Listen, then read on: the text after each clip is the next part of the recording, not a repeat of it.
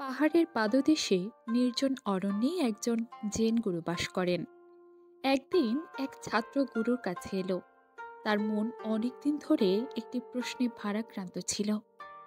ছাত্রটি বলল, গুরু, এক হাতে তালি দেওয়া শব্দ কেমন? গুরু কিছুক্ষণ চুপ থাকলেন। চারপাশে ছিল একেবারে শান্ত, শুধু বাতাসের সুর আর পাতা নড়াচড়া শব্দ শোনা যাচ্ছিল। গুরু বললেন, তোমার চোখ বন্ধ করো, গভীর নিঃশ্বাস নাও, তোমার ভেতর উত্তর খুঁজে পাও কিনা দেখো। ছাত্রটি ধ্যান ধরে বসে রইল। সে বাতাসের শব্দ শুনল, এক হাতে বিভিন্ন জিনিসে আঘাত করল, তবু কোনো উত্তর খুঁজে পেল না। কয়েক ঘন্টা পেরিয়ে গেল। ছাত্রটি হতাশ হয়ে আবার গুরুর কাছে এলো। বলল, গুরু, আমি কিছুই বুঝতে পারছি না, এক হাতে তালি দেওয়া শব্দ কেমন? গুরু কোনো কথা বললেন না।